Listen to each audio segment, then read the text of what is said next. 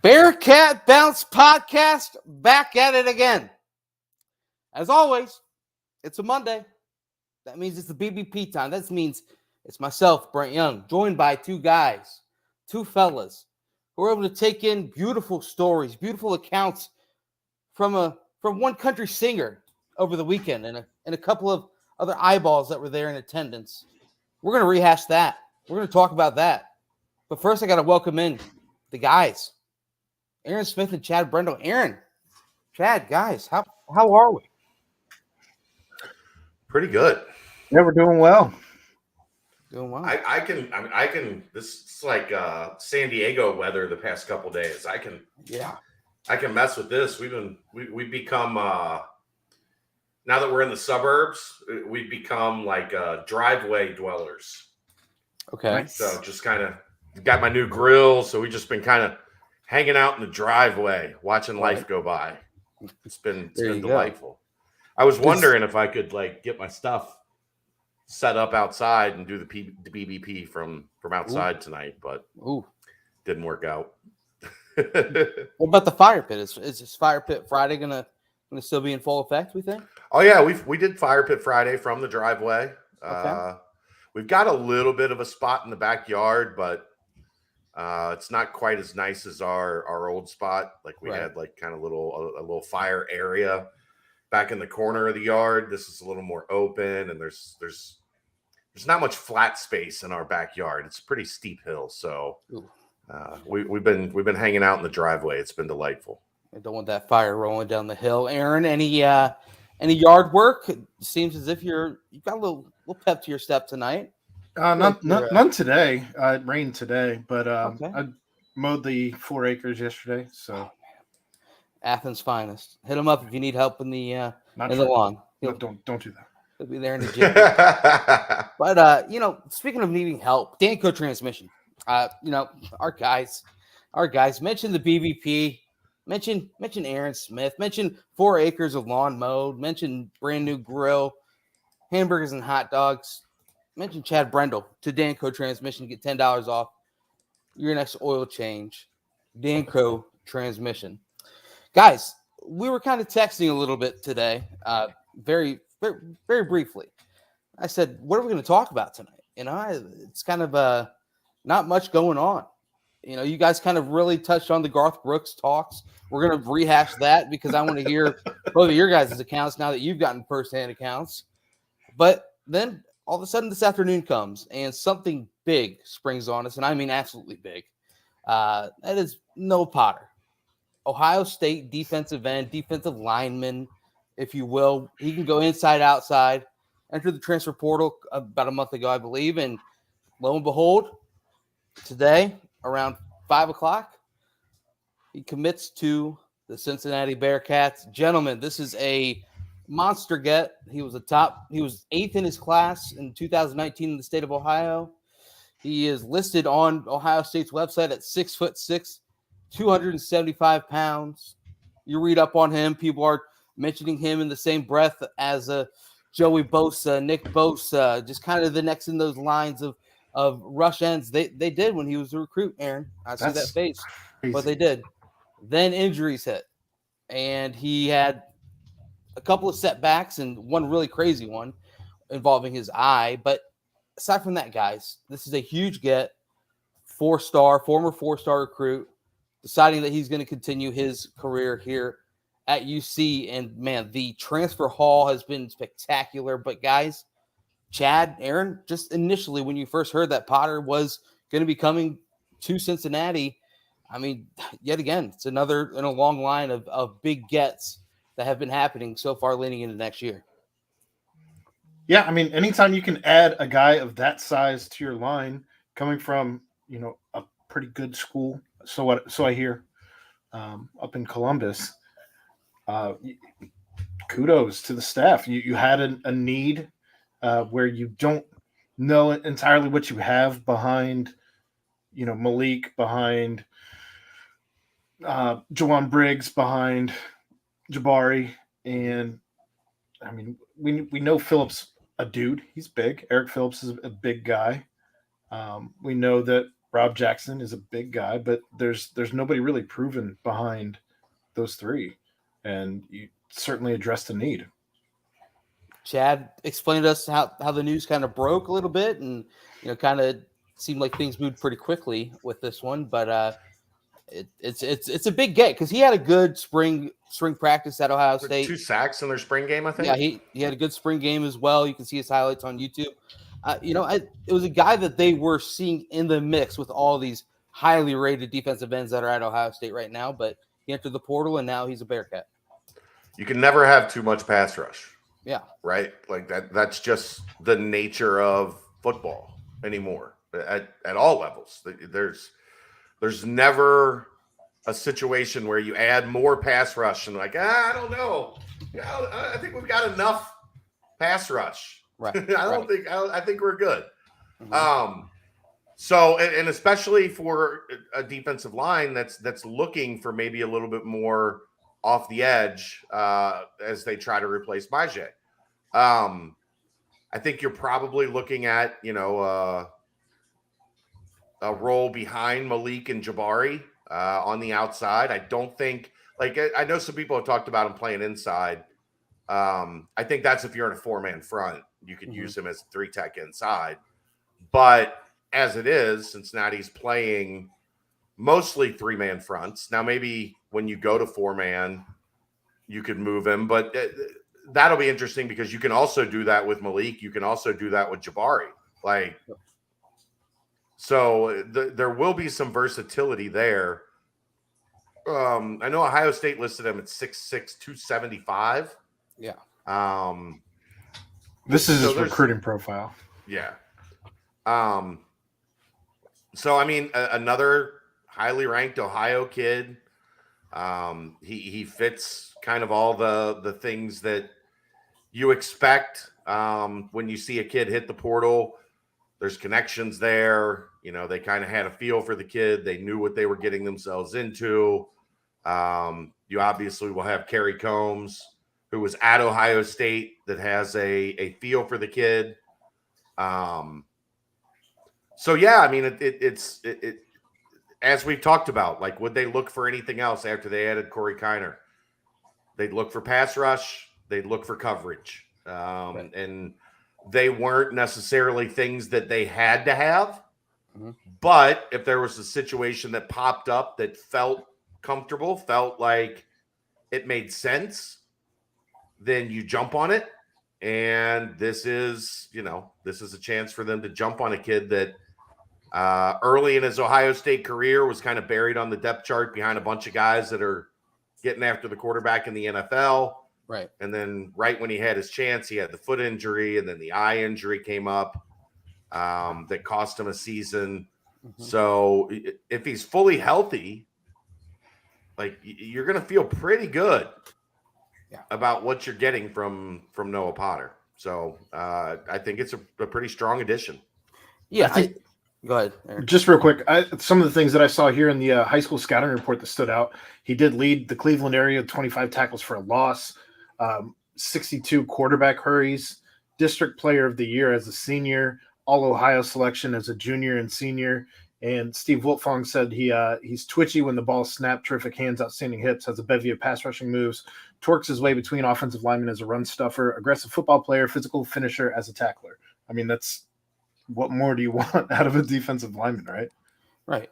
I mean, this is another guy who had offers from Alabama, Florida, Notre Dame, Michigan State, Georgia. Just the list is very long for this. It came down to, I believe, Ohio State and Penn State in the recruitment, from what I was reading and catching back up on. But like you said, you might look at his stats and see 3 career tackles at Ohio State. But when you dig further, he did have that foot injury that immediately held him out in the beginning of the season, which was a season he was supposed to start to get in the rotation and see the field a lot more. And then that eye injury it's kind of a freaky injury, to be honest with you, and one where he had to get emergency eye surgery, had to then be out, could literally only lay down on the side and let his eye drain.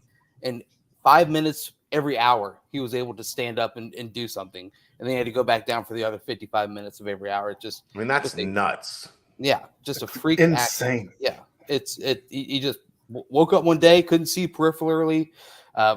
Geez, that word. But and then all of a sudden, before you know it, he had to go quickly, fix that. And anytime you have all those tied together, it's gonna be tough to get things back on track. Ohio State has a plethora of defensive ends, and Potter I think he sees the opportunity to come and help Cincinnati, and he's coming into town. And now you see him alongside with the Jawan Briggs and with Jabari, who's just another one of those grizzled veterans, kind of in the same ilk as Ponder, and then of course Curtis Brooks of last year as well. So you add in a high level talent like that, and one that got better each year in high school, and then had a couple setbacks in college. But man, it does seem like he's got the high ceiling, and the floor is already pretty high as well, because this is a big kid and who had some amazing tape at a tough high school, played good competition all throughout his high school career as well. Guys, I want to see, maybe is this, people bring up the Myjai Sanders and needing to replace that production and pass rush and this, that, and the other. Is he kind of what we see as the Myjai Sanders replacement, or no? He's not. He's more of a big body guy. Right. I mean, that description sounds more like a bull rush than the finesse guy who's long and rangy. You got to remember, when Myjai got to UC, he was the size of a wide receiver. Like, he's 205 pounds. Like, he was like a freak athlete, more so than, what he looks like to me is what you see from your standard 3-man front defensive ends. Right. With some size, with some athleticism, ability to get after the quarterback, ability to set the edge in the run. Unfortunately, I tried to make a couple calls today to some Ohio State folks I know, but didn't get a return. So I was hoping for a little bit better insight on how he's looked in practices and things of that nature. But yeah, I mean, I think he's going to be a guy that's effective in getting after the passer, but I don't know that Myjai is a good comparison per se, just because Myjai was so twitchy, so athletic, so much of a, just kind of a freak. Yeah, not necessarily like a comparison, but kind of just the replacement. If it's a third down scenario and you throw Potter out there on the other side, having Briggs in the middle and just getting after the quarterback type ordeal, because they tinkered around in the spring trying to find who would be in that role. And Rob Jackson, we mentioned a lot, was making some moves up the depth chart, and of course Jamal Williams all the way on the 13. People were saying, is he going to make a leap? He seems like he's getting closer, but maybe a year away. So this is obviously a massive signing, and one that you kind of look at the transfers that have been brought in, especially the last two with Potter and Corey Kiner, and you really see that this is the evolution of football, and how these high-level transfer additions can really add to a team that already has a roster full of high-level talent. So, I mean, it's a bang-up job by the staff and a bang-up job getting him on campus, and obviously having the ability then to lock down a commitment, because, I mean, I don't think anyone really sensed him going to Cincinnati, at least from what I was reading just via social media and whatnot. But it's a big commitment, and one that, I mean, he's going to make an instant impact if he's able to come in and compete and carve himself out a role on the squad. Yeah, I mean, this is kind of, we're seeing Cincinnati's new philosophy on the portal, right? Yeah. Now that the roster has been built and fully constructed top to bottom, the way that they wanted to, you don't have to just go crazy and try to add a bunch of transfers. But what you can do is say, okay, maybe we feel like we need a bump in our 2 deep here. Maybe we feel like we need a bump in our 2 deep here. Maybe this room isn't on the path that we want it to be on. So we're going to, maybe reorganize and try to find a guy that can help us, or, 1 or 2 guys that can help us in getting this room back on track. But there's no reaching. It doesn't feel like there's, mass roster overhaul. Right. It's just a matter of like kind of what you see like with really good teams in NFL free agency, right? Yeah.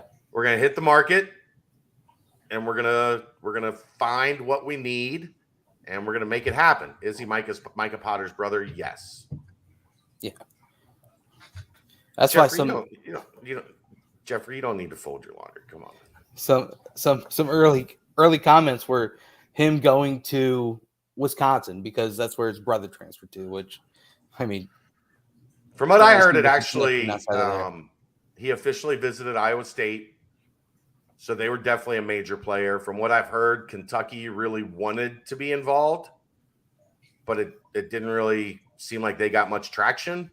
Because and then Kentucky. Cincinnati, because Kentucky, and then Cincinnati kind of stayed low profile, flew under the radar on this one, and got it done. What about Kentucky continuing to just poach Luke Fickell targets? I mean, I don't know if they would have known this kid was a UC target because it wasn't out there anywhere. They just like any kid from Ohio that transfers or whatever. They instantly try to jump in on, which they should know a lot about kids from Ohio that transfer because almost every kid from Ohio that goes to Kentucky ends up transferring.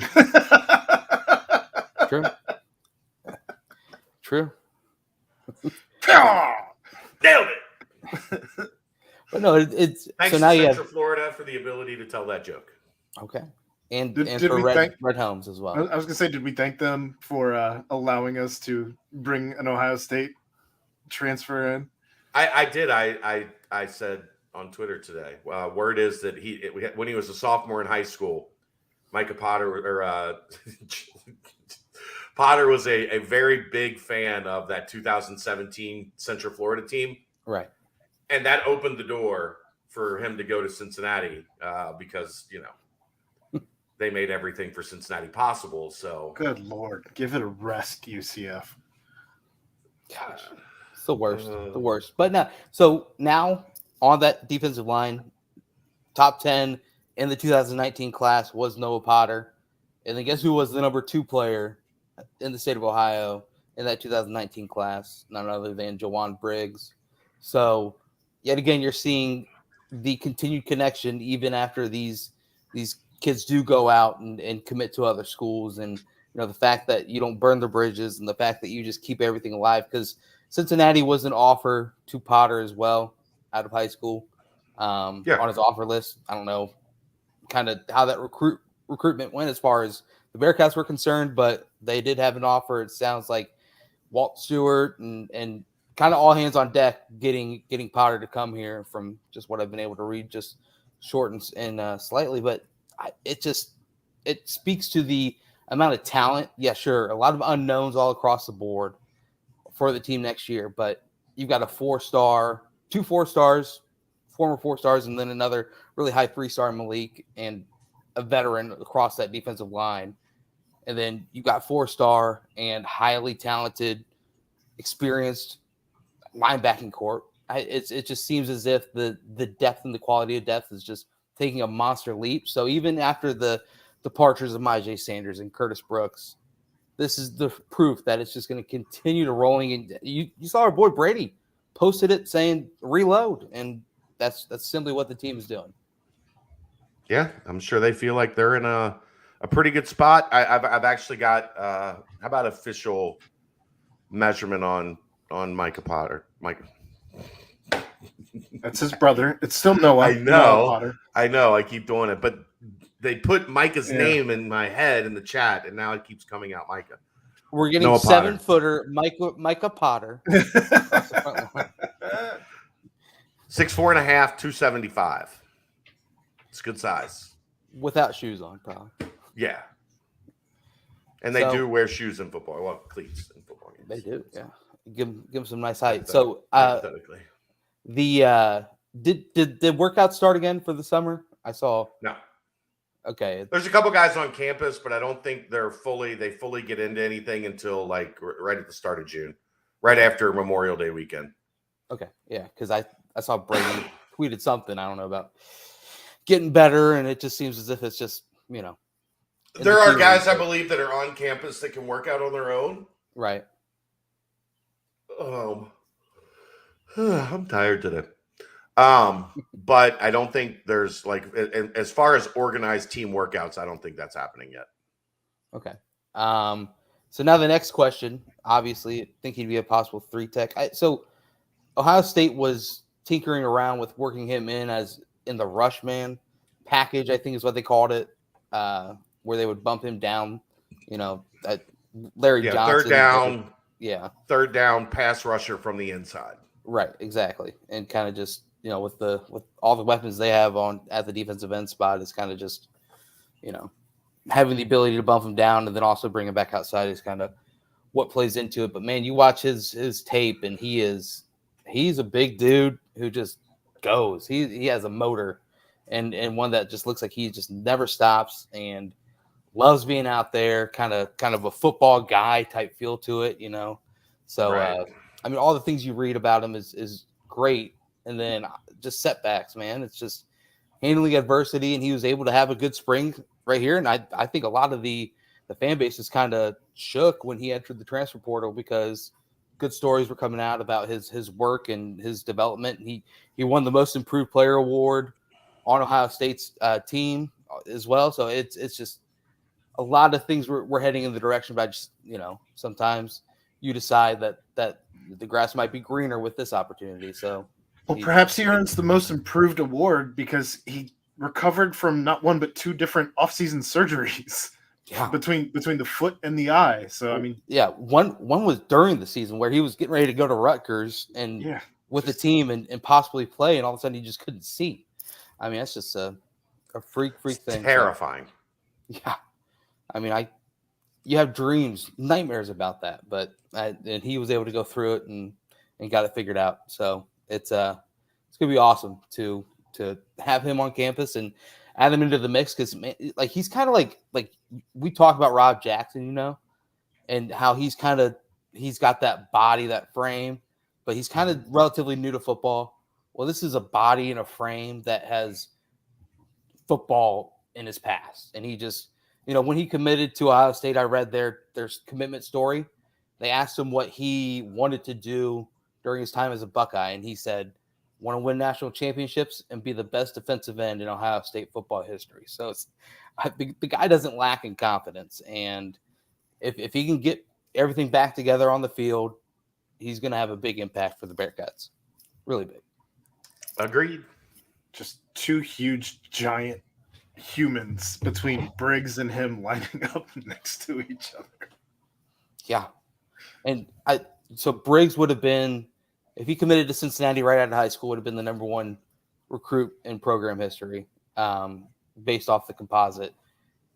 And then of course you have Noah Potter, who he would have been 11th in the composite. So it's just high level talent that's coming into Cincinnati, and I'm excited to see what they do. He does have 2 years of eligibility, correct? I know that there's 3. I was going to say there were some conflicting reports as I was on Twitter. Potentially a COVID 3rd. Yeah, I was reading 3, in a couple articles I read, but yeah, I don't know. I think he has the opportunity to kind of blow up a little bit, and he's got the body where I think some NFL teams could really salivate after a year or 2 years. Really kind of shining with Cincinnati. And of course, he's another guy that in the transition to the Big 12, where if he's here for that second year, I mean, that's a big body to compete right away in the Big 12. Well, I think one of the things for me is the guys that we've seen do best in their transfer situations are guys that were able to come in and not be forced into anything, right? But be able to grow into their role. And I think with Malik, Jabari, and Briggs, he's going to be able to do that. He's going to be able to grow into his role, grow into what he's comfortable with. Like that was the thing I think that was so big for like Brian Cook and for Darian Beavers. When they got here, there wasn't this instant like we have to have you. Like we didn't. Like we saw with Briggs last year. Yeah. Where he kind of slowly progressed and came into his own. And by the end of the year, now granted, it was because Malik was limited with the high ankle sprain. Right. But as he got comfortable and as he, developed, he became a factor. And I think, we could very much see something quite similar with Potter. Yeah, well, I mean, you think you bring up Briggs last season, and everyone expected Briggs to kind of fill the hole that Ponder left when he graduated, and instead it was the rise of Curtis Brooks, right, becoming an NFL caliber player, and all of a sudden, then Briggs, like you said, I think Briggs kind of really blew up in the Navy game is when he started kind of finding himself and playing without thinking, and the same thing like you said with Darian Beavers. You really saw that because Beavers came in, and I think some people expected him to kind of be like that playmaking linebacker right away, and the stats didn't really back it up until he finally was starting to play without worrying and just going out there and just making plays, right. And he blew up as well. So yeah, I mean if you're able to bring in the high level of talent like a Noah Potter and let him kind of marinate and figure out the system and figure out his role within the system, man, he's going to be a beast in really short order. I fully believe that. So it's going to be exciting. Yep. AAC favorites now after Kiner and Potter. I mean, I'm still going to go Houston for now. Yeah. Just because they've got their quarterback back. Like, right. That's such a big factor as we saw with Dez. Your quarterback has a chance to get better year over year over year. You have a chance to elevate year over year. Now, would I take Holgo over Fickle? No. So that's not to say Cincinnati can't win the American Conference, but I think if I'm placing a favorite, it's still going to be on Houston for the time being. Well, I mean, I think Deanna, good to see you. I think the fact that you don't know who your starting quarterback is until there's an announcement, coupled with the fact that you have Arkansas looming week 1, I think a lot can change based after just that week 1 alone. Sure. And I mean, and also, like you said, we don't, yes, Kiner, the addition is massive, but and sure, he's going to be probably featured in the offense right away, but we don't know the exact effect or kind of how he's transitioning in with the Bearcats. He's going to be a huge piece, but all these transfers coming in, Potter as well. How quickly is he going to acclimate himself at Cincinnati? How quickly is he going to, buy into what all these players have bought into with Fickle and just the iron sharpens irons, the 1A, 1Bs, a lot of that has to do with buying as well. So, well, Brent, we talked this week on the nightcap about running backs, right? And one of the things that we brought up is the fact that even through spring practice, we're still not going to really know what Corey Kiner brings to the table until you have those pads on, and until he's actually being hit and lowering that shoulder and driving through somebody. So, I mean, there's still going to be question marks even after higher ground. Yeah, and there's no doubt because Luke was the number one person to bring it up, and he said, of course, that it's the offense that is at more of a disadvantage when it comes to spring game and spring practice because you aren't tackling, so you aren't able to break tackles as well. So, and Kiner is definitely one of those running backs that is going to be breaking tackles instead of being tapped down, if you will. So, yeah, I mean, it's just the amount of transfer success or hits. I mean, even all the way back to Ryan Coe, it seems like an answer at the kicker position. Nick Mardner is going to be an answer on the outside. Ivan Pace had a great career at Miami, and he's coming in going to fit a role and really do that to his peak. And then Tinsley is a guy that might not project onto the field next season, but he's got the length, he's got all the intangibles, if you will, to possibly. I think he'll definitely be in the 2 deepest guard at one of the 2 guard spots. Okay, yeah. Obviously, we won't know until the season is underway, but I think they've crushed the apps, just the way that they've used the transfer portal this season. They didn't, to Chad's point, I mean, they didn't find a guy that needed to come in and be relied upon too heavily, and I couldn't be happier with the way that they've done it. Yeah, they've really done a great job.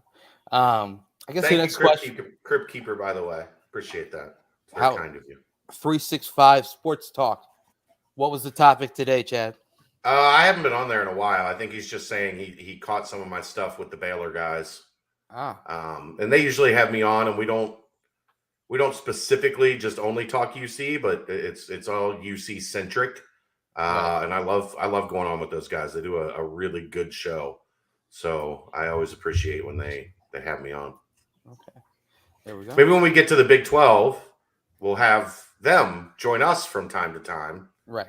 To get a Baylor perspective on things. We don't, it doesn't do us much good right now because we're, 2 seasons away from playing Baylor, but down the road, it's definitely an option because I've developed a good relationship with those dudes, and I enjoy their content, enjoy being part of their content when I have the opportunity.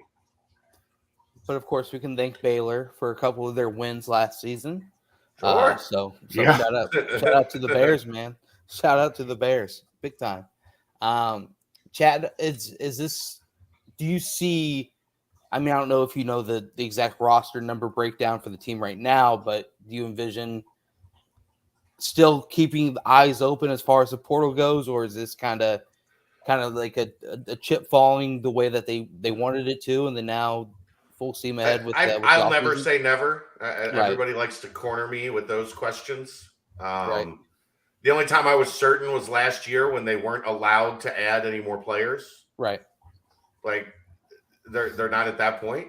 Well, you even thought as recently as last week, 2 weeks ago, that they were done after the addition of Corey Kiner, right? No, I didn't.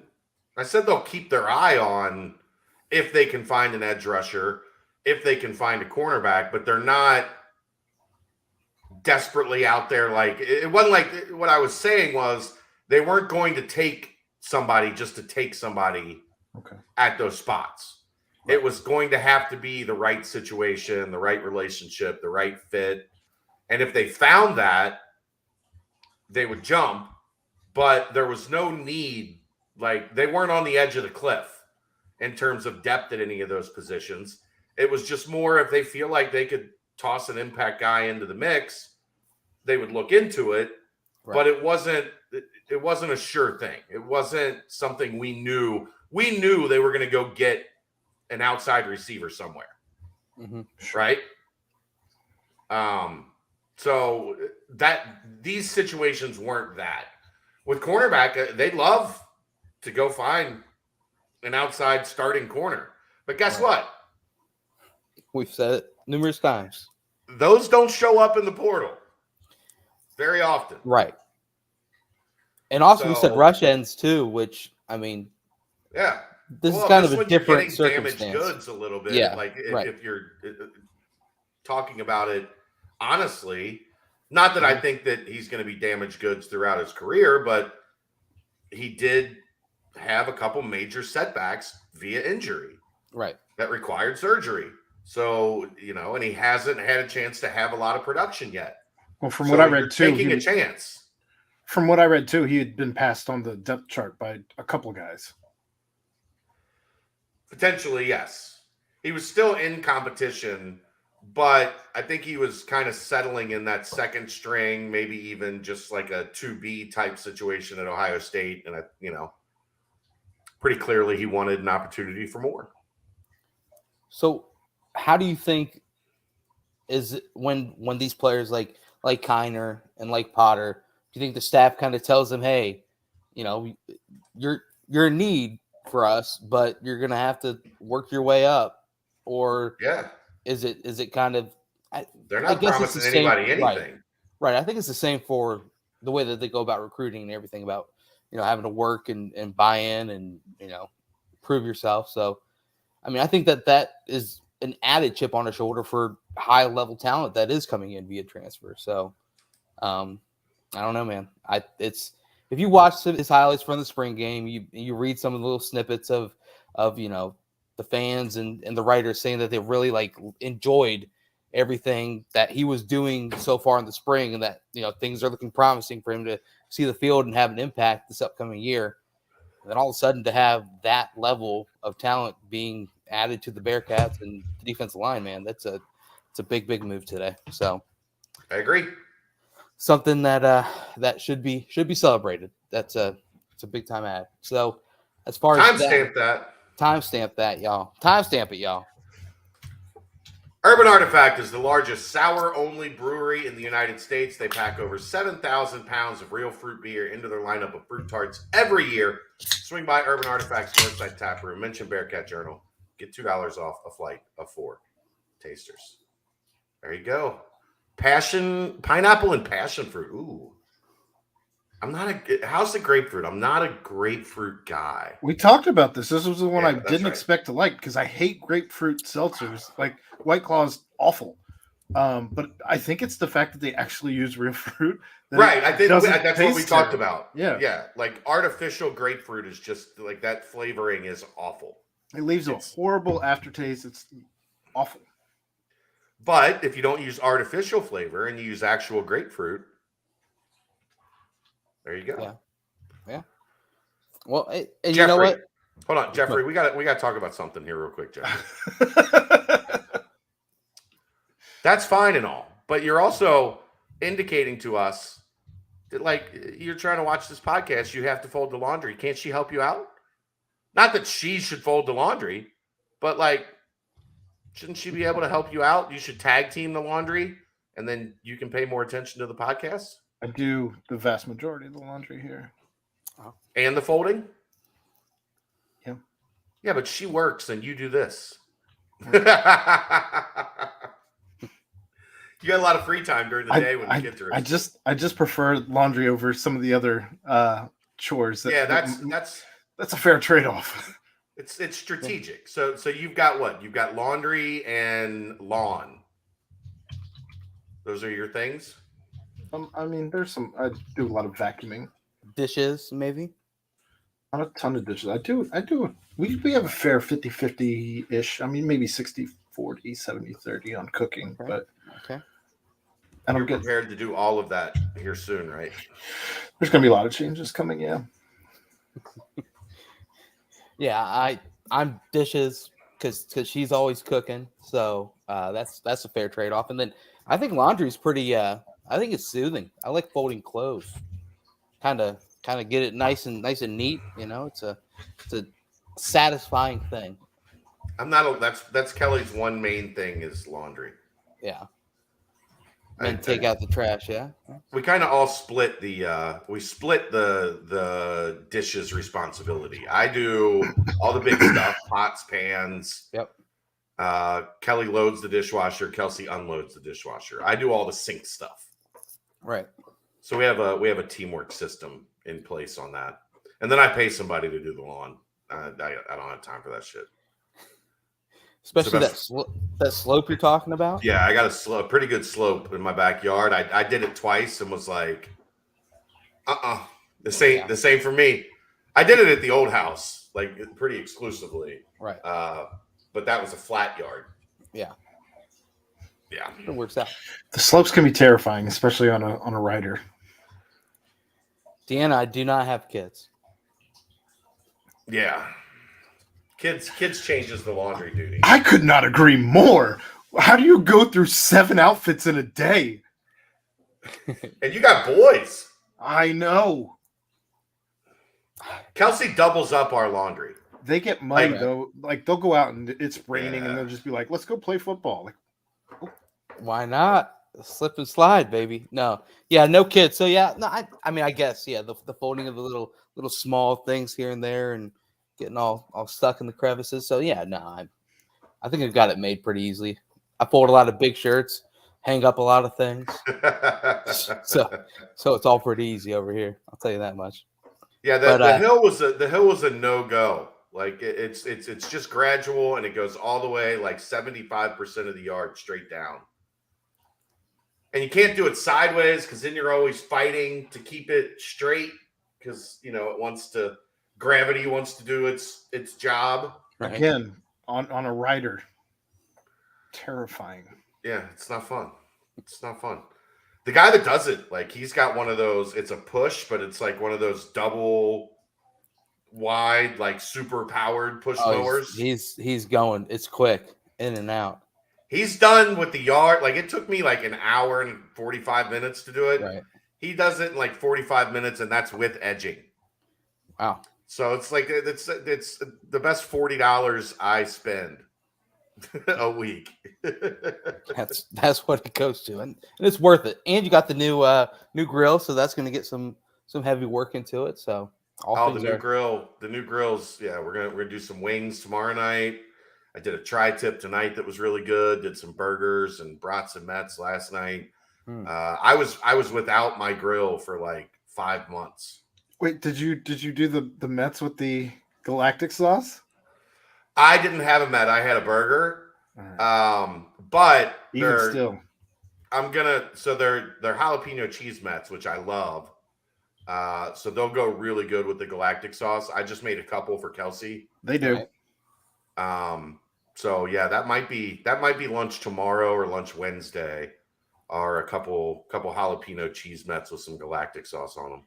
I still need to make it to galactic. I've heard it. I hear it every day. So yeah, I mean, you see the pictures. Yeah. Like the pictures are outstanding. I'm excited to get Lepore's review. I know. I'm waiting. I was hoping he was going to go today, but it was good to get Chris on last night. Yeah, we'll talk about that here in a bit. Wanted to kind of we just spent like 8 minutes completely off track. That's where we're at. It's the middle of May. It is. And that was the Urban Artifact timestamp. There we go. Did you know over 10% of the fruit used in making fruit beers nationwide happens at Urban Artifact? Oh. So there you go. Bada bing, bada boom. Did you already read, or did you already do a read at the beginning of the Urban Artifact? I did a read at the beginning, but then I have reads, and then at the bottom of the reads, I have fun facts. So I figured since we did an extended, like off-topic thing there, right, you do the read, and then you close it with the fun fact. Lawns, kids, and whatever. And cut. Okay, deal. So, Corey Kiner, by the way, first day officially as a Bearcat today. Okay. On campus, enrolled UC student in the weight room, getting some work in on his own. Maybe that's what Brady was tweeting about. I was going to say that's fantastic. Next time Brady's on, he can actually talk about him. Yeah. So he is here. It is official. Corey Kiner is red and black.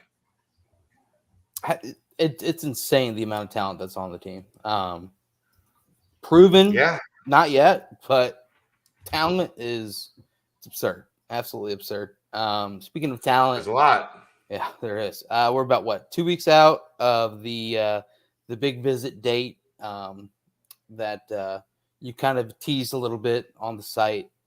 Is this kind of the lulling stage as far as the high school recruitment goes until that June fires up? Because it kind of seems like things have slowed down for the most part and then fire back up in June. Yeah, so we're just at that point where everybody, like now, it used to be official visits didn't really like the primary official visit season in football was like the end of the season, was late December, early January, leading up to signing day. And then I guess two full off seasons ago, they changed it to where you were allowed to take these official visits in the summer. Because you used to not be able to take them until August 1st, I think, was when they started. So they moved the time frame for official visits back, and June has now become like primary recruiting central because most of this stuff happens, if you pay attention, a large majority of commits happen before their senior season start. Right. So with that being the case, this has become the battleground.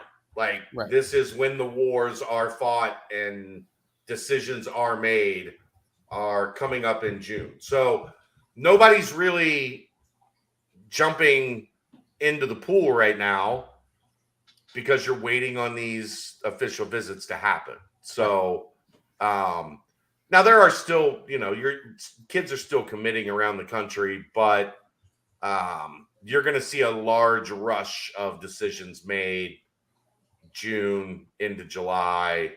And I wouldn't be shocked if we're looking at another class that's pretty close to full as we get through the middle of July. So right. I mean, they've already got a multitude of commits right now. Also, it's something that where the names have been slowly trickling in of who will be visiting during those times, and obviously when it gets closer to the date, BCJ, Chad, and you and Mick and everyone will post it on the board. So it's we'll have it. We'll have the numbers. It's going to be an extensive, exciting list. Speaking of recruits, possible targets, obviously a big target. Amari Snowden is a name that I've kind of seen a lot on social media recently, just because it seems like he's a baseball star on top of. Oh, he's a big time baseball. Like when you look at him, he looks like a baseball player more than he looks like a football player. Just his body, like the way, like the look of him. Right. He just looks like a baseball player. When I talked to him when I was covering recruiting, he asked me to get him in touch with Gooks. Yeah, like the kid wants to play baseball. Like what? Not exclusively, but like 13 strikeouts, no hitter, 13 strikeouts and a home run. Pretty good day. Yeah. Just another day at the office. Sign him up. Good day. Sign him up. But the reason why I bring this up is because him and Sauce Gardner have had some back and forth on Twitter, and most especially the most recent graphic that the UC recruiting team sent to him, which was just spectacular, of Sauce throwing out the first pitch and Snowden in the batter's box. So, man, the team, the staff is working hard, and Snowden is eating it up. And he's obviously a high-level recruit, one that I imagine is he locked in for one of those visit weekends, Chad? Is that something that's I don't know if it's public? been confirmed yet, but I think I would, if at all possible, they will have him here for an official visit. Right. So, obviously a name to track, but I use that as a bit of a segue to talk about Sauce's first pitch. Guys, just initial reactions. I'm sure both of you have seen the video. Sauce, tried to say it was the mound was a little bit further back than he imagined. Didn't really get the practice from that distance, but let's just say there have been worse first pitches. Right. It wasn't terrible. It wasn't straight down the middle strike, but it was solid. Yeah. Aaron, did you see it? I didn't see it, but I just still thought it was hilarious that Dez was calling him out, saying that no one in the stadium was safe with Sauce throwing out the first pitch. Right, which is awesome. But, another thing is I saw an interview that was posted on Twitter as well with Sauce after the first pitch. Looks like it was like after the game. And the main takeaway I had was that, Sauce is just still adamant with the fact that, and you hear Brady Collins talk about it. You hear, multiple people mention it. He said, Cincinnati is in my heart. Cincinnati will always have a spot in my heart, and I'm always going to be giving back to Cincinnati. So that is exactly what you want to hear. That's who he is, though. Right.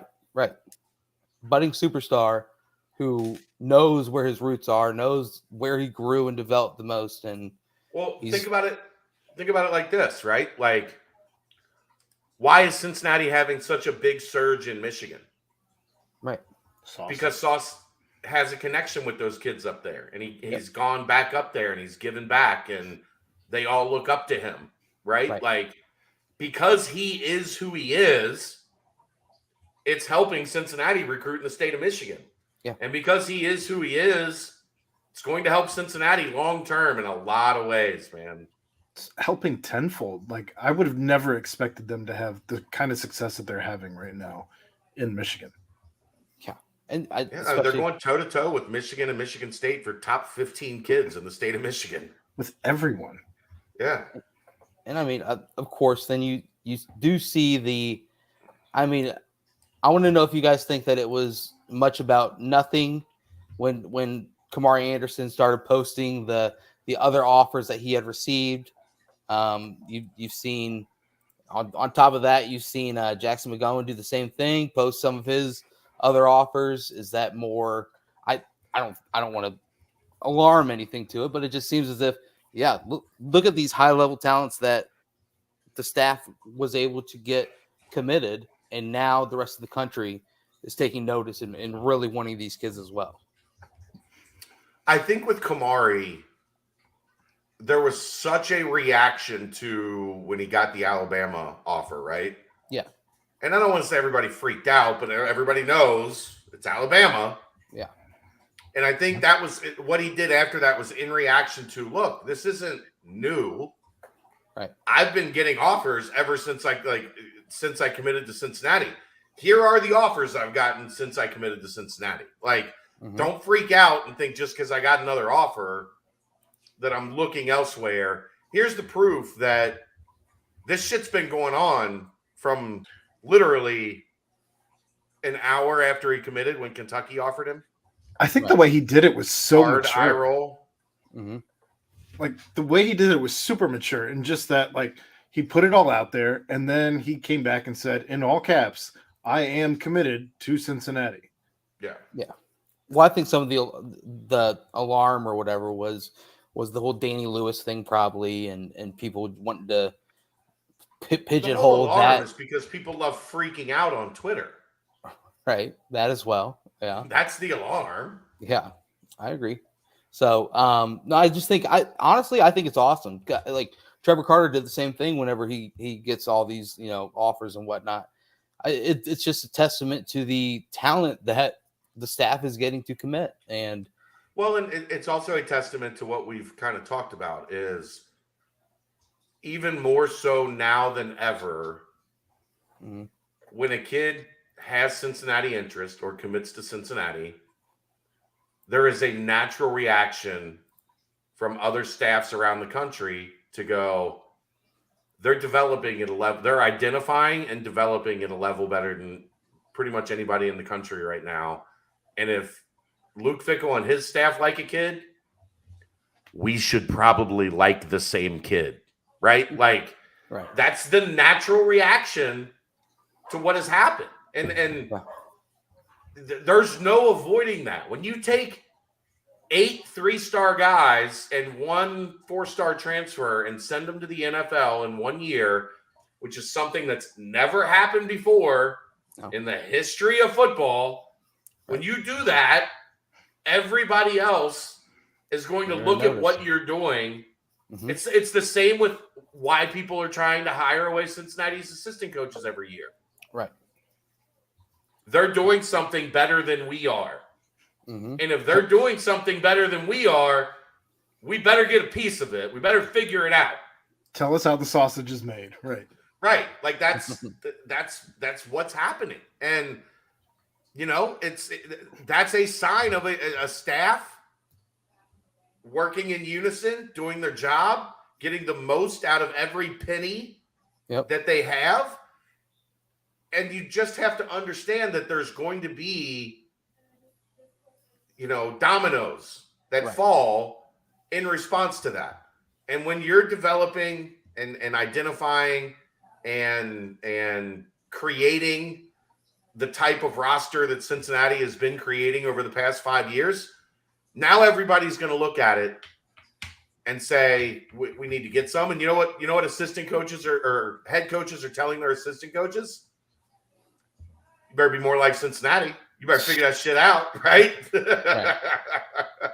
Right. No, it's just finding talent, developing talent, and now you see, Alec Pierce signed his contract today. You see $7 million guaranteed, right? And you see Dez turning heads in Atlanta. Obviously Sauce is Sauce. I mean, Brian Cook had a lot of mentions in his time. Even Jerome Ford, people are talking about, his future is looking bright with the Browns and in the backfield. It's just a laundry list of all these players. Curtis Brooks being mentioned as the possible steal of the draft. And it's crazy the amount of ability that the staff has to bring everything out of each player and having the buy-in and everything of that sort. So, I mean, that's why you see. Think we could get Sauce to title sponsor this podcast, like the BBP brought to you by Sauce Gardner. Like no ad reads, no promotion, just like just that, just Sauce. Probably he'll be like, "I love giving back to Cincinnati. Sure, why not? How close are you with him?" We'll find out. Tell him I have a baby on the way. Just kidding, Danco Joe. But like that's something he would do. Just sponsor a podcast to like have his name on it, right? And then show up once a month or something and give us the good stuff. Yeah. Then we got a BCJ Sauce. That's recruiting in a nutshell, man. Like, everybody wants a piece of what Cincinnati's doing right now. So it's gonna, it's Dave and I were talking about that this afternoon, like when talking about these official visits that are coming up, right? And it's a completely different feel because when we've gotten to these official visit weekends in the past, there was always this sense of like, okay, we know most of these guys are close, or like, these are guys that are going to end up in the class, right? Eventually.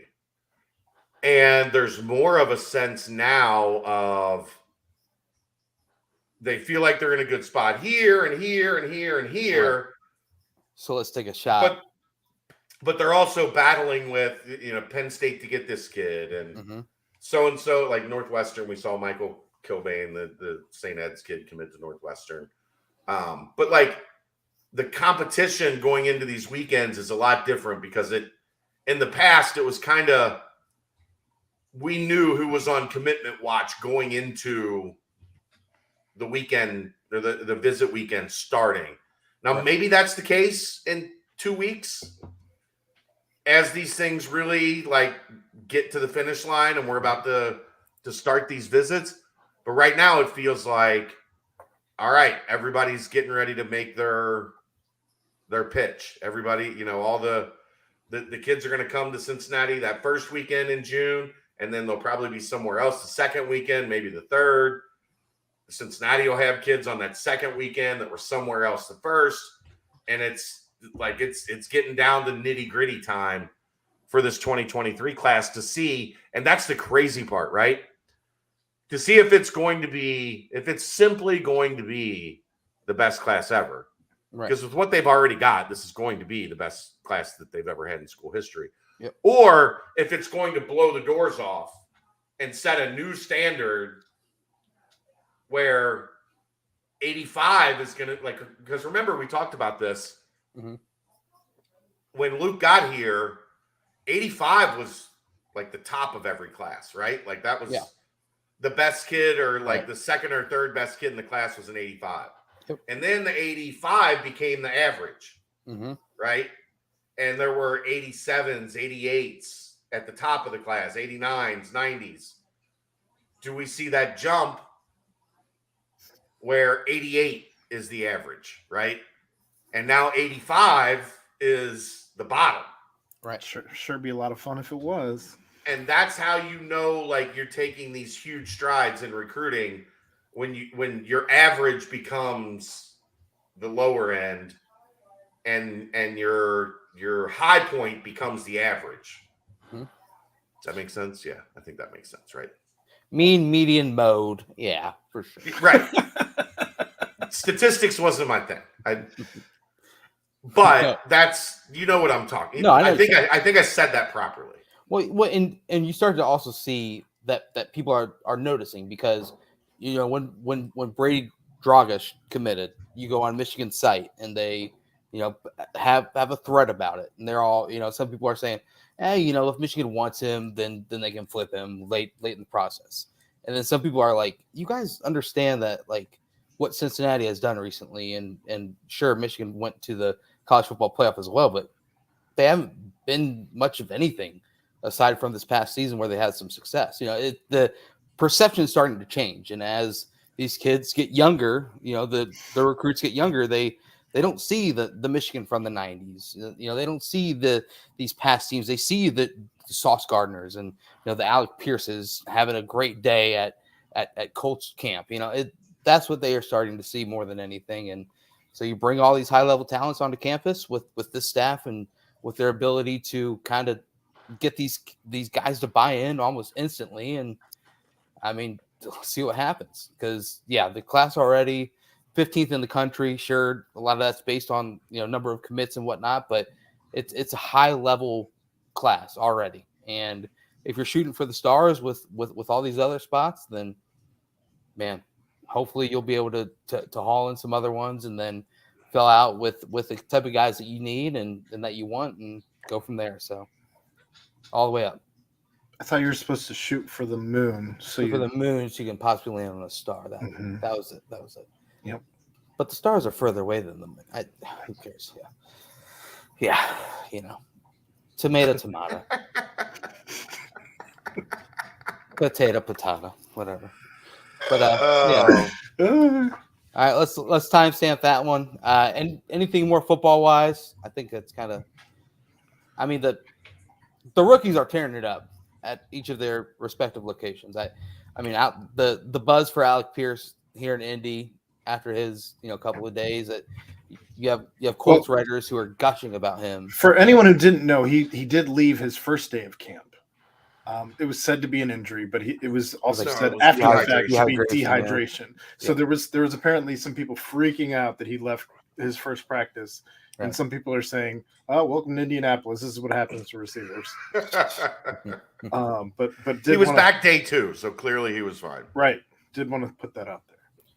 And also Sauce got his number 1. We can mention that as well. Yeah. And out of his own mouth, I think he said something like $50,000 for it, not the $250,000 that someone was reporting. What does Dez do with this new chain he got though? DR9, right? I guess you can kind of like cut up the 9 a little bit and make it a 4. That would be kind of easy. Is he going to work his way to get a 9, or is he just all in on 4? That would be my guess, right? You're gonna bide your time. Who's 9 for the Falcons? Do we know? I don't know. Is it Matt Ryan? Well, Matt Ryan's not there anymore.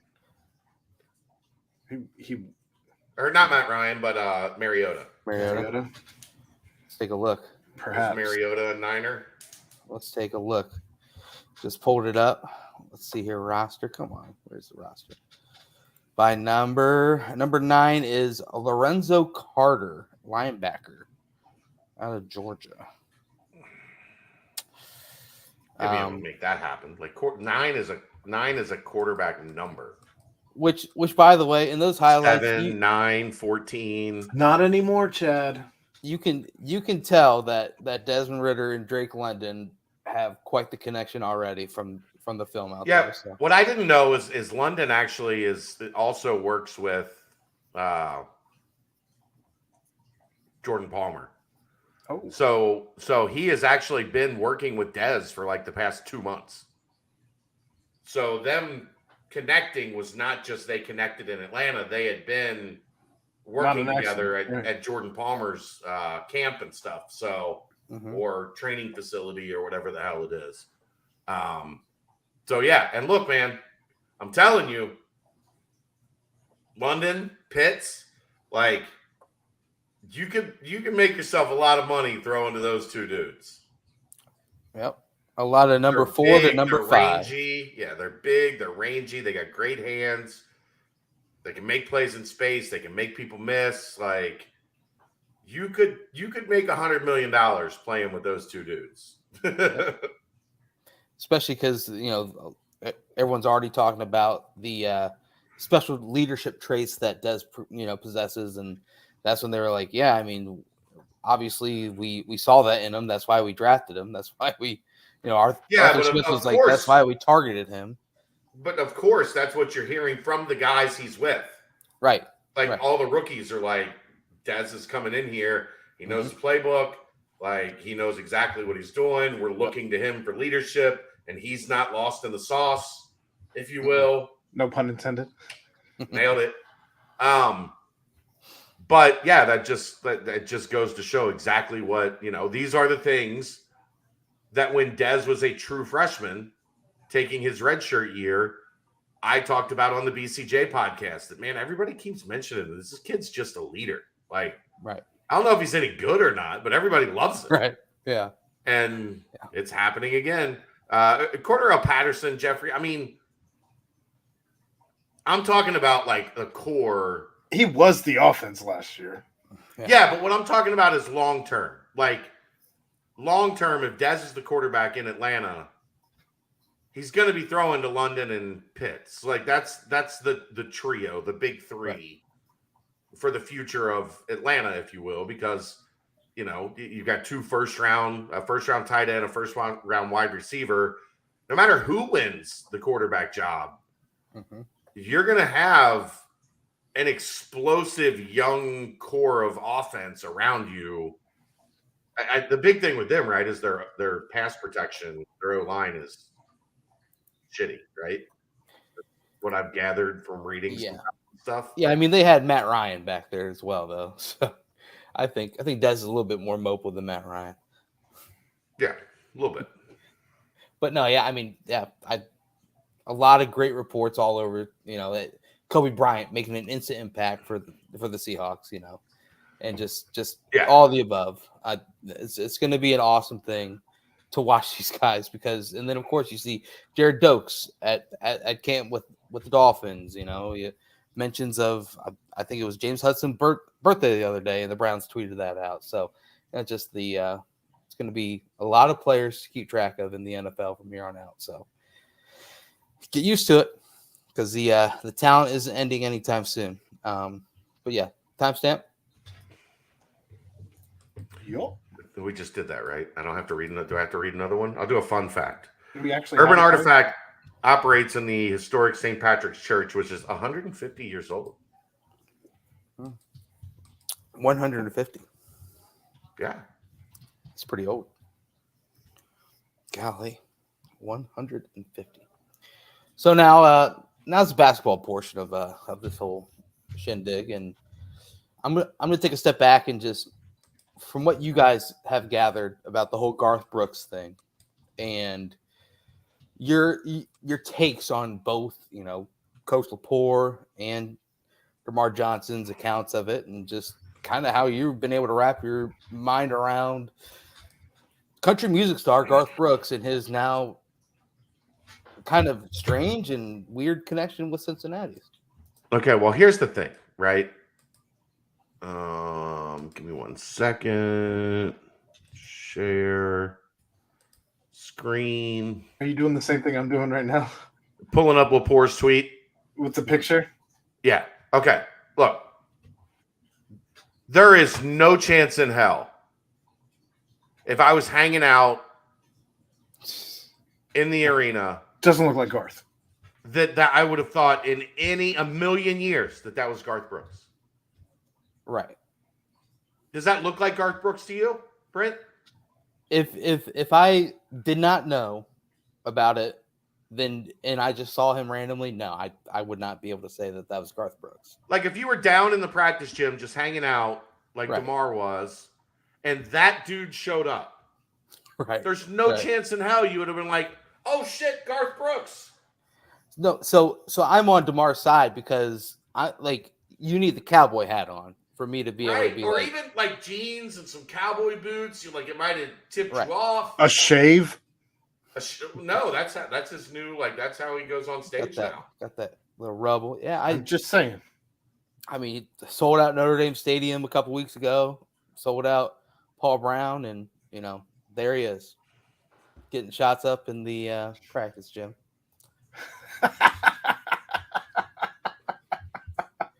Well, I got friends. For those of you on the podcast format only, there was a comment here. I only would have known if he started singing about friends in low places. Outstanding. I mean, I've never seen an interview with Garth Brooks. That's the thing. I don't think I've ever seen him just in a normal human setting. It's always a music video or pictures of concerts or video. I don't know that he's really ever like made his normal appearance recognizable. Certainly not like this though. Like just there's no way that's what you're looking for. Even knowing he's in town, like you wouldn't have put 2 and 2 together. Now, did you see the tweet from DJ? I have it, yeah. This made me literally laugh out loud in my office. There's very few things that make me. Have you seen this, Brent? Yeah, I saw that. There's very few things that make me actually like get some shots up with your buddy ears. Yeah. I mean, outstanding. Just outstanding response from DJ. For sure. So as Aaron's pulling this up, so were you able to dive any further? Because Lepore, all he said was that Garth Brooks reached out to someone, or Wes told Lepore about it, and Lepore was like, "Yep, I'm on it. Let me." So, good shooting with you and your friend. That's just outstanding. That's pro level Twittering right there. Oh yeah. Pro level Twittering right there. Well done. No, tomorrow's the best. Like that whole Saturday night conversation. My face hurt. Hard. Yes, I laughed so hard from laughing. What did the baby mama have to say after you came upstairs and your cheeks are red, your eyes are a little bloodshot from like crying from laughing so hard? I told her the story, and she's just like, "Oh, what? What?" But yeah, I mean, the whole thing was hysterical. It was great. So I guess like UC has been the company that put on. Remember the NIL deal that they had at during the beginning of basketball practice, football game was at UCF. That I guess that they did it. That connection also has their hand in like booking concerts. I think they did when there a concert at Elder, like a pretty big concert, like a national name that was at Elder. They've got their hand in that. Darius Rucker was that? Yeah, there was Darius. Wasn't it Darius Rucker that played at Elder? I'm pretty sure I remember. I avoid country music like something. Play, yeah. So I mean, I'm not big on it either, but like I do remember. I think it was Darius Rucker that played at Elder. And there's some people that Wes is connected to that work in that world. And as Lepore said, this is something that Garth does. Like, this is a game he and his team have been playing for like 20 years. So they find somewhere and, so I'm sure it was simply like they asked the people that were running the thing, hey, we need somewhere to go play some hoops. And a call was made to Wes, like, hey, do you want Garth Brooks? Is it okay if Garth Brooks comes and uses the practice gym? Yeah. Well, yes, and Wes likes country, right? Oh yeah, Wes is a little all over the place, but he's definitely a country guy. Yeah. Like that's in his rotation. That's in his wheelhouse. Yeah. You saw Lepore. Lepore's like, I've been listening to him since I was 5. And, like, he was a kid in a candy store. He was so happy. And by the way, how awesome is Lepore? I mean, we all obviously know it, but and he does a great job on social media. But man, that guy has a lot of energy, and you can see why Wes Wes has him as his right hand man right now as well. So it's just it's a cool thing, really cool thing. But so think about it as well. The fact that now Garth Brooks has this, sure he's not going to be wearing Cincinnati Bearcat clothes around town or anything like of that sort, but he does have a connection now, knowing that he was there hooping, and these were cool guys, this, that, and the other. So I wouldn't go so far as to say he wouldn't do it, because he did wear a Bengals jersey on stage. Now, granted, they were at Paul Brown Stadium. Right. I saw something today that's only like the 6th time in his entire career that he's worn like a jersey or like team apparel for the town that he's playing in.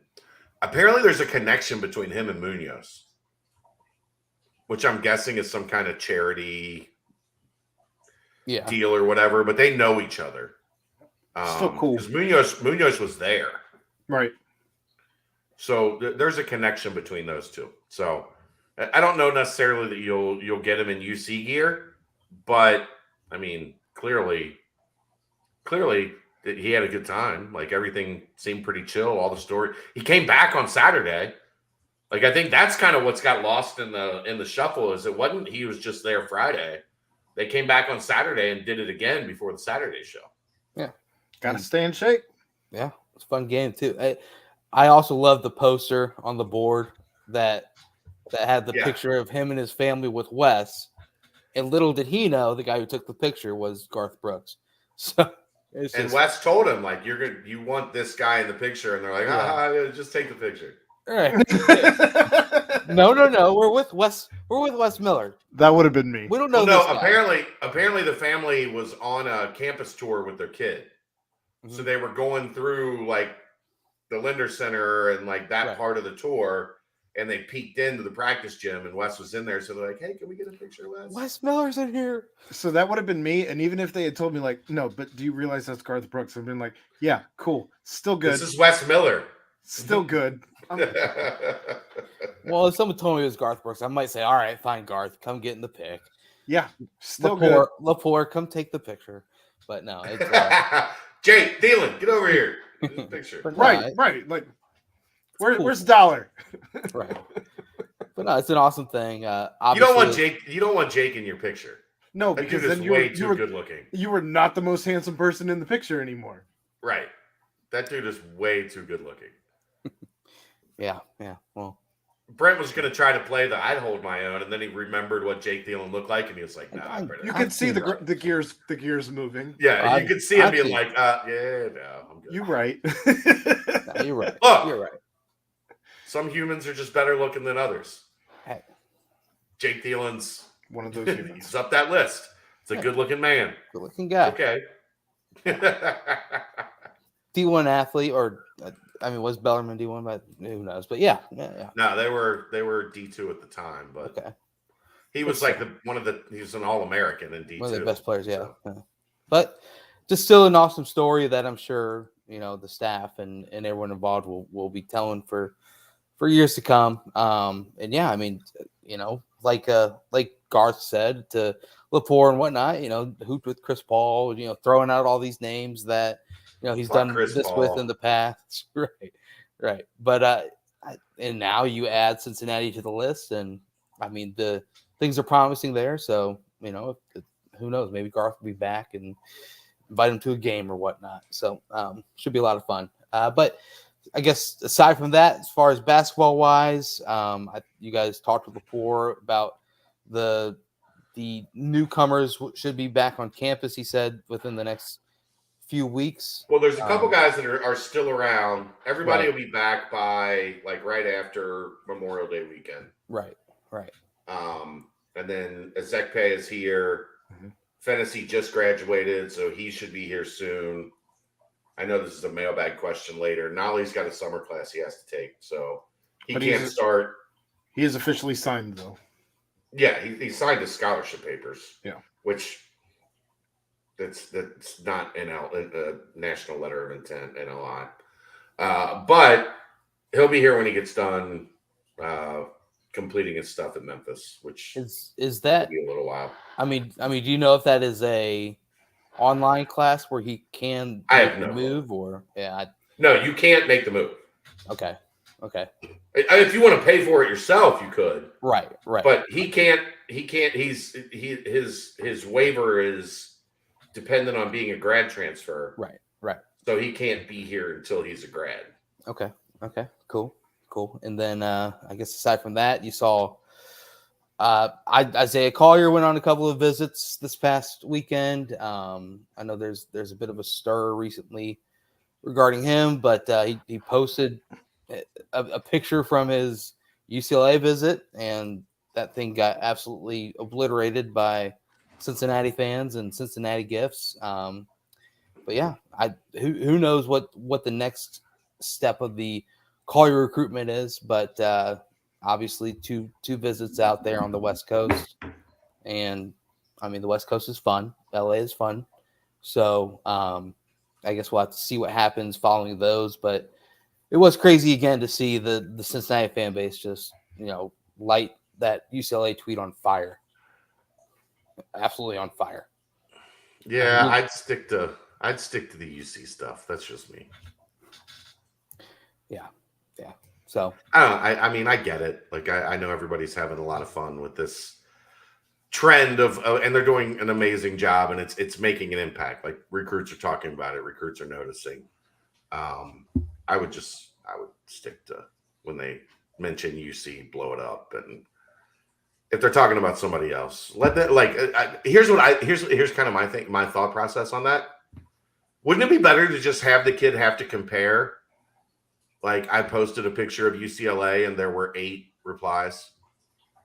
Like, you get that tangible number that says I posted about UC and 75 people blew up my mentions, and I posted about UCLA and there were 8 replies. They were just drowned by all of the UC stuff. I know.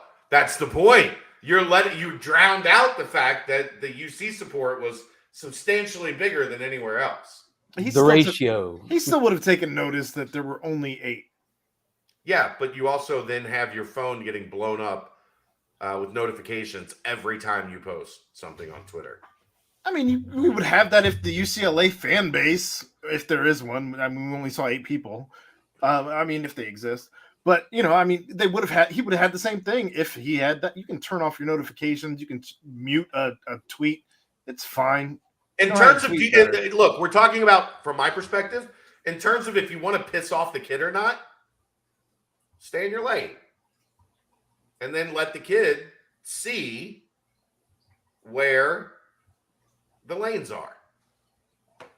I don't like people, so I would get annoyed if these same people just constantly were in my mentions, blowing up everything I posted, even when I wasn't talking to them. I would get annoyed. It was funny because I saw. I also annoy easily. Right. Where is that? Ask the UCF fan base and the Michigan State. Oh no, that's not annoyed. That's just it's fucking with people. Right. There's nothing annoyed about that. But it was kind of strange when I saw it happening and getting blown up and whatnot. It was like, do I randomly like this UCLA tweet and retweet it? No way. But somehow, right? Just let them stay in their lane. All these, UC fans. Obviously, in the end, I think Collier would see, wow, these guys really want me. I know they really want me. The fan base really wants me. So that's I think that part's proven. been evident. Tenfold. Yeah. That part's been evident. But yeah, who knows? Yeah.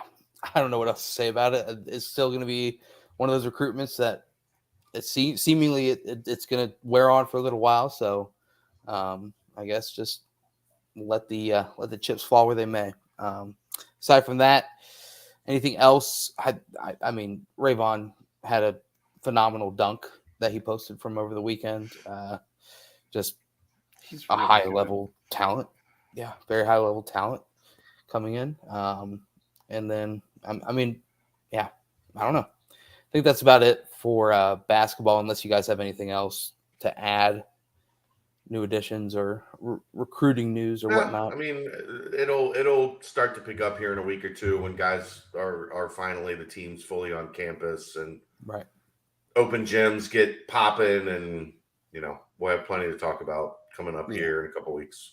Yeah, I saw Jeremiah Davenport posted a picture of a box score of some sort of game. It looks like he played in, scored 24 points, but the more jaw-dropping number, I don't know if you saw this, Chad, but Coriante DeBerry had 41 points and 25 rebounds. So it's TBT. Watch out. Coriante DeBerry's coming. Those big old paws. But yeah. Giant mitts. It's a big dude. Giant mitts. Giant mitts. I guess timestamp this one, and let's head on into that BBP mailbag.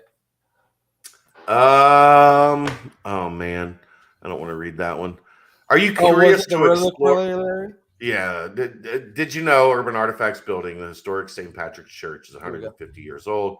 They operate their tap room in the basement, and upstairs they offer the Reliquary, an event space. Swing by Urban Artifacts. Reliquary. Mention Bearcat Journal to get $2 off a flight of 4 tasters. By the way, I'm running very low. I've got 2 left. So cheers. Hint, I have hint. 1 left. Hint, hint. Urban Artifact. Scott, they need a refill. Hey, bartender, Joe Boo needs a refill. Oh, speaking of interesting names, whatever you said, Joe Boo, but did you see the JUCO transfer that committed to Oklahoma? Yeah, General Booty. General Booty. How about that name? Wow. Something. First team all name. It used to be the Bearcats with all the first team all names, but General Booty. I mean, Booty kid that goes by General Booty. All right. How comfortable do you feel? No idea what you said. How comfortable? Yeah, how comfortable do you feel with General Booty on your roster? About as comfortable as you can be in your own skin, I guess. I bet he makes a hell of a wingman. This is my friend, Mr. Booty. General What if Booty. he's the pilot? Okay. Driving straight on into General Booty. The jokes make themselves. They do. All right. Starting off in the football portion of the mailbag here. When Noah Potter picked Cincinnati, what were his other school options? If you go back to when he initially was offered, before he even They're talking about now. I know, but I mean, we talked about it a little bit. Alabama. I mean, there was a lot of teams initially offering him. Once upon a time, 24 offers. But if we're talking right now, I'm not sure who else. I already told you earlier in the show. Do you not listen when you're like my wife and daughter? I was moving the questions into the banner section here in the production area. So he officially visited Iowa State. I did hear that. Kentucky was doing everything possible to get involved. Even made a joke about that. Yeah, my retention level 0 tonight. But ultimately, Iowa State and Cincinnati were kind of the two finalists, if you will. All right. Would you be in favor of the Big 12 adding Boise State and Memphis to the conference in a couple of years, as has been rumored about? Or do you want the Big 12 to eventually have just 12 teams?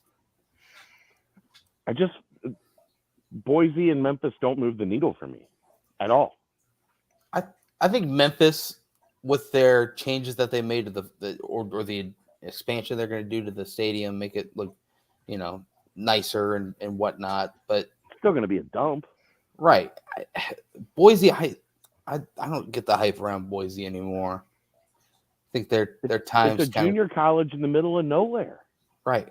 I think with a blue field, come and gone. But no.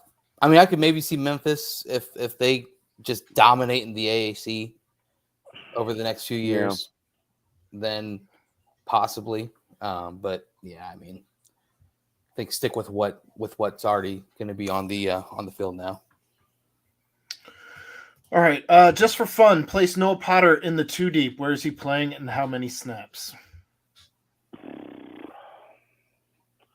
Probably defensive end is my guess in a 3-man front. Like, do I think you could maybe see him inside in 4-man fronts? Yeah, but you could also say that about Malik Van. You could also say that about Jabari Taylor.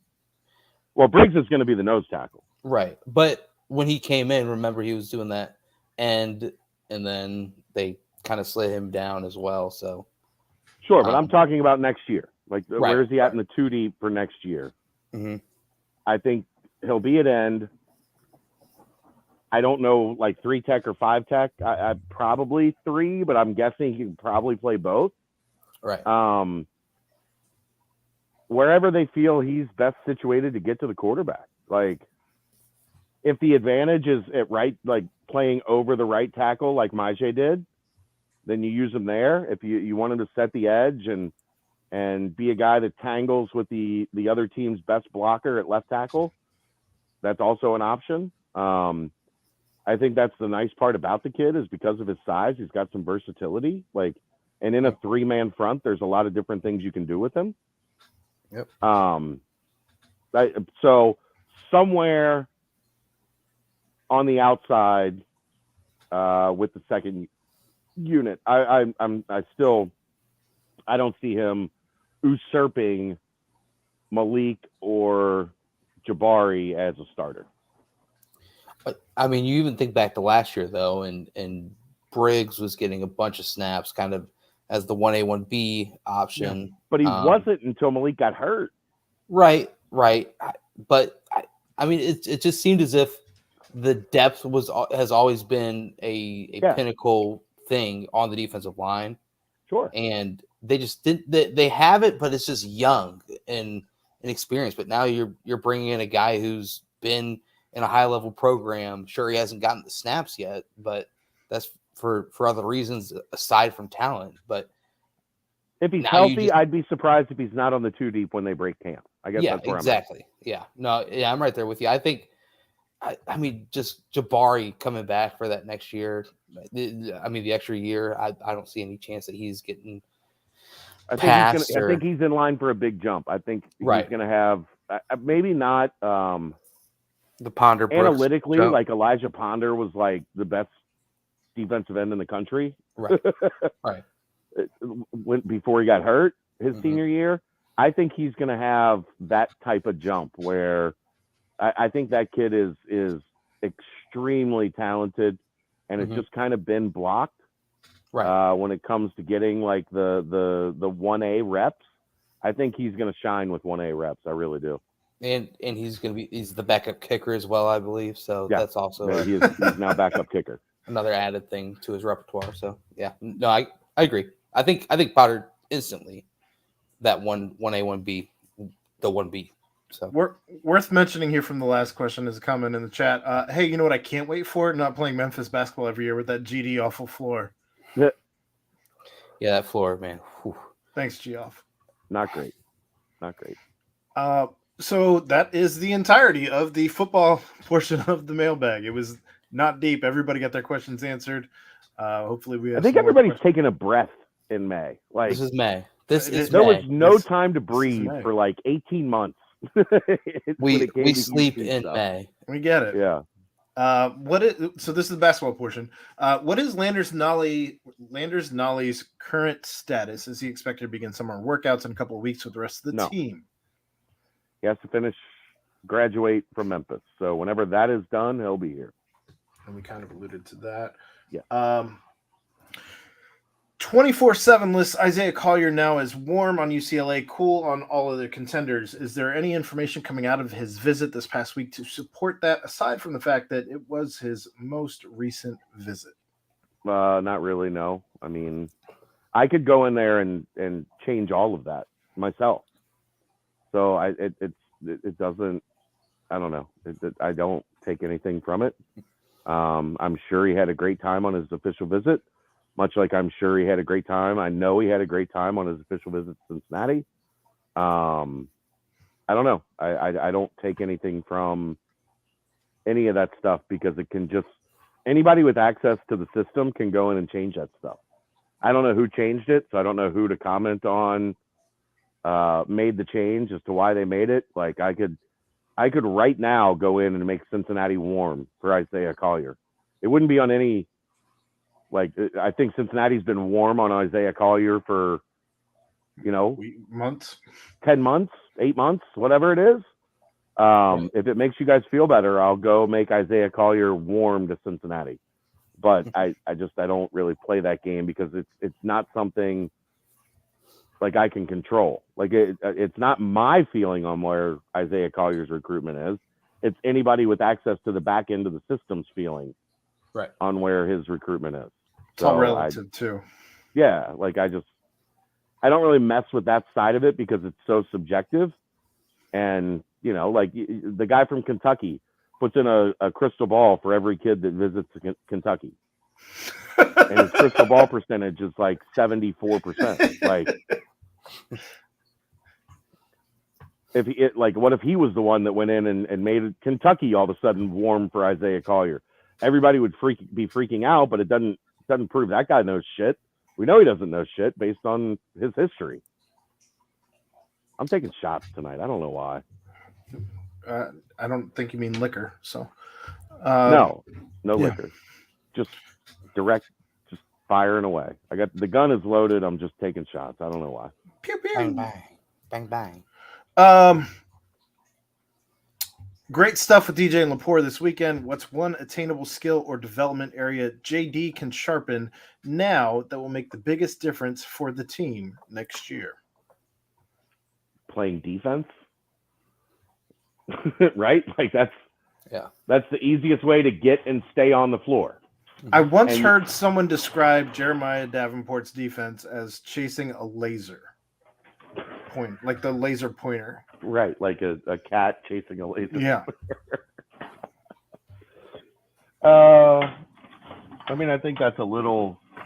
It's harsh.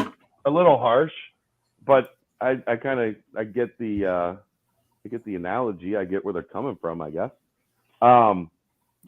He's got to be able to like. There needs to be either the 3 or the 4 or whatever it may be. There needs to be a position that when we put him on the floor, he's going to be able to defend that position on most nights at a high level. Right. I don't think we're there yet. So whether it be add some strength so you don't get overpowered so much at the 4, whether it be, add some lateral movement so you're better off guarding big wings, whatever the case may be, with the increased level of competition on the roster, he needs to be able to prove, like, I can stay on the floor because the points I'm scoring are greater than the points I'm giving up. Right. He can shoot, right? And with the new additions, that should only help his offensive game, just spacing the floor out even more. Yeah. Where Definitely agree with that. Get that catch and shot up. I mean, some people might say his handle needs improved, but I think he shouldn't be handling it very often. Though. Right. No, I think like I think you might have thought that because last year the team needed more offensive, playmakers, and so at times JD assumed that role, but now he can just use his shooting ability and max that out. But I think defense, no doubt, is at the top of the list for JD. No doubt. Right. How long does the staff wait on a Collier decision before they have to go another route? When they find out they're out or he commits to Cincinnati. I've answered that multiple times. That's not changing. If they find out he's no longer considering Cincinnati, then they'll move on, or when he commits to Cincinnati, one of the two. But until then, they have put too much time, too much effort. Like, they're in this one until there's a decision made one way or the other, as they should be. And that is the basketball portion of the mailbag. Oh, baby. All we of might it. Get out of here at a reasonable hour tonight. It's crazy talk. The last question, of course, is usually the last question, and Skins is going to get all of it read tonight because we're way ahead of schedule. Aaron, I have a Nigerian prince who wants to donate to the diaper fund. All he needs is your banking information. Thanks for that, Skins. I'll give you my Venmo. You can have that. Oh, that's great. What is your favorite sporting event, sporting venue that you visited, and why? Personally, I accidentally ended up at the Sky Dome in Toronto with my grandmother, and I have never been anywhere quite like it. Jerry World was a spectacle. It was awesome. That was a spectacle. Basketball venues, the Yum Center is special. Like if you've been down to the Yum Center, that is a special like building environment. What just happened to that dog? They disagree. Yum no. So Kelsey's off tomorrow because of the election, right? So she's got a friend over, and she just like she knows I'm in here recording this podcast. So she just opened the door to my office, which made the dog think like I'm going to get to go into Daddy's office and see what's going on. And then she saw me doing the podcast. So she closed the door in his face, and he wasn't real happy about it. Now he's at the other door to my office expressing his desire to be let in. Thanks, Kelsey. Yeah, thanks, Kelsey. Chad, what's did you just go to the UC Louisville games? I've been down there for something else. I can't remember what, but I've been in there probably 5-6 times. I love that they've got the little bourbon bars for the VIP folks, like built in underneath. It's well thought out. Like it's a well designed basketball arena. It feels big time, right? It feels like a big time arena. It's huge. I was there for the Purdue Virginia game in the Elite Eight. If you guys remember that game at all, a few years ago, and that was a wild. When Virginia won the title. Virginia won the title. Okay. Yeah, Kyle Guy and But man, that was a fun environment. It's just a well thought out, well constructed arena. I like it. I agree. Aaron, what's yours? Fenway was amazing. Nothing short of amazing. The crazy thing is when you're like walking through the tunnels, like behind where you walk down to go sit, like the actual guts of the stadium. The ceiling, you can just reach up and it's like right here. Like it's not high. Right. Largely because it was built so long ago. People weren't as tall as they are now. I blame, the GMOs and our food and chicken for the average height of people just being larger. But it's crazy how low the ceilings are. It's absolutely insane. Also, Michigan was pretty cool. I went for the UC Michigan game, and being part of that place is really cool just because it looks so unassuming from the outside. Yeah. The it's big like house? 2-story. Yeah, the big house is like 2 stories, and then you walk in and there's 110,000 seat stadium. And I appreciate the fact that I got to go there as a UC fan as opposed to an Ohio State fan, because I can't imagine the reception would have been anywhere near the same. Just crazy. So no alcohol sales in there during that game. That was weird. But I don't know where the hell they'd even put, unless it was just lining the outer area but with the sun then just beating down on you, there's that. When that third quarter was like late third quarter, I just remember I was like, gosh, man, just one catch away from tired, that one but too. Yeah, no, I know, but one catch away. Yeah, but it is the month of May, so I wouldn't be a true Indianian, a true Hoosier. What? I didn't know if you're wrapping up because there's still a follow up. Oh no. Okay. No, I'm doing Skins. Of course, Skins has another one. Sports venue. 14-layer question. Yeah. Go ahead. I would be remiss if I didn't mention the Indianapolis Motor Speedway, the Indy 500. If you've never gone to the Indianapolis 500, I highly suggest that you somehow fit it into your schedule sometime soon. It's like the Kentucky Derby of car racing, motor racing, if you will. I know F1's blowing up, but man, Indy 500, they've got EDM concerts going on in the infield. They've got just a mass amount of people in one location. Everyone's having a good time. It's always fun. It's the greatest spectacle in racing, is what they say. I've been going for about 20 years straight, and it is just an absolute blast every single year. That reminds me, the Kentucky Derby was awesome, right? As well, the infield at the Kentucky Derby was fantastic. Have you guys been to the Indy 500? Have you done 85? Wow. I have never been to a race outside of a horse race. So I will be honest. Indy 500, I don't really watch much of the race. It is a party. It is fun. Sounds like the Kentucky Derby. Yeah. It's just 10 times the size of the infield at the Derby, and the volume. It's insane. They have the snake pit that is just an EDM concert just right in the middle of the race. It's a wild fun. And before we've always camped out and then gone in. It's just, man, it's get your best jersey out and go have fun. What's this? I don't even know which place that's referencing, but The Derby, probably. Maybe. I wasn't there this year. I was there pre-COVID, but pre-Coco. The I was there Derby, yeah. Yep. All right, and then the follow-up question is, Brent, if you had to pick a favorite destination wedding based on the 2022 football schedule, which one would you choose, and why is it Tulsa with the flying spiders? Google it, not making it up. And which would be your least favorite? I mean, I think the answer is pretty easy, right? You'd go down to Orlando, have a nice wedding in Orlando. It'd be the Nolans. Well, we don't play at New Orleans this year. Okay.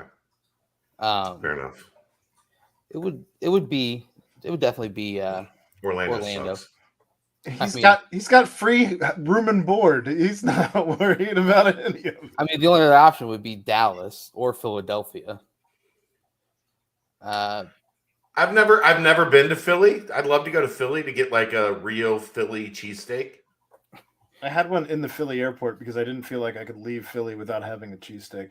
But it was mid. It was one of the chain restaurants, so it wasn't. Yeah, like you'd have to go to like one of the and not like Pat's or Joe's or one of the like traditional like the touristy spots, the hole in the wall type thing. You got to find out like what's the real spot for a cheesesteak and go get one of those. So you're getting it with the cheese spread? Yeah, I get whiz. The whiz. No onions for me. I'm not obviously, as we know, I'm not an onion person. But just the steak and the whiz. Although I'm not like I enjoy a cheesesteak with provolone as well. Same. Yeah. Brent, what would be the least? It's gotta be Tulsa, right? I mean, due to the flying spiders, especially if they're flying spiders. Fuck that place. Yeah, I read about it. They don't bite or anything like that. They apparently. I don't care. Yeah. Dude, I hate moths, man. I'm afraid of moths. We've discussed this. Imagine a flying spider, man. Yeah, I'm not here for that. This isn't Australia. If I want that, I'll go down, where everything is trying to actively kill you. You know? Okay, so you're not going to like my answer, Jeffrey. Where's the real Cincinnati chili? We've talked about this 100 times. Largely on the PTP. The best Cincinnati chili is Dixie Chili in Northern Kentucky. That's the mailbag. That's where the chili that tastes the best. Now, that doesn't mean I don't like Skyline, because I like Skyline. Gold Star's too runny for me. No thanks. So I'm out on that. But like I like Camp Washington. You ever been Price Hill? Yeah, Price Hill's good. I like Price Hill quite a bit. There's one I've heard. So are you guys familiar with Bard's Burgers? No. It's in Latonia, over here in Northern Kentucky. Also not familiar with Latonia. It's Covington, basically. It's Covington. It's like North Covington. That's what it is. Why didn't you just say that? They have one of those crazy. They were a man versus food. I think they have a crazy like 10 burger, like 10 patty challenge. Yeah. But I've heard some reviews that they have a really, really good Cincinnati style chili. Oh. So that's not too far from me. I might have to try it and give a report. All right. Well, like I said, that's the mailbag. You can get us out of here, Brent. Hey, baby. I did want to mention I saw on Twitter Louis Riddick, a pretty big analyst. I retweeted that. Yeah. Pretty big Alec analyst. Pierce. Picture of Alec Pierce, Offensive Rookie of the Year. I mean, I saw someone analyzing Alec Pierce after camp and saying that they still need to find a speed guy. And I'm like, I don't think you watched his 40 time. Right? Like, I don't think you're paying attention. Right. No, I think Alec is just like, he's the perfect guy that like deceptively athletic, just wait until you see him out on the field, wait until you see him dominate. And I'm all about it. So that it's the No, standard. I'm the East biggest. White, so I'm the biggest Alec Pierce stand. out I here. know. I'm Everyone just knows saying. that. I hate that. Like But he's yeah, white, so well, he's well, yeah, deceptively. no. But if someone athletic. tweeted saying that we need a speed guy still, then I've been like, saying this since he even went in, and people were comparing him to only white receivers. Like, not going down here again. no. Goodness. But yeah, it's awesome to see that mention, and everything's heading in the right direction for all things UC sports. So, guys, the BBP, man, we came in with one topic and we really stretched it out and did the best that we could. Shortest podcast in a while. It's the first time we've been under 2 in a bit. Well, we've been doing solid. It's May. It's May. Right? Greatest It's May. spectacle We race. only do 2-hour shows in May. Like hour 50, that's our limit in May. Right, exactly. So We'll heat back up in June. Noah Potter is a Bearcat. Garth Brooks is a Cincy guy. Corey Kiner's back in town. Corey Kiner's in town. Lock it in. Man, things are Rayvon Griffith is dunking all over people. So yeah, just, Even when things are slow. Yeah. Things are you know still where happening. to go. We got you. You know where to go. So for a big special thanks of course to Urban Artifacts and to Danco Transmission. But aside from that, man, for my buddies, my pals, Aaron Smith and Chad Brendel, I am Brent Young. Yet again, this was another fantastic Bearcat Journal nightcap. Oh, No, I hit it the was wrong another one. fantastic Bearcat Bounce podcast, the BBP, presented by BearcatJournal.com. See ya!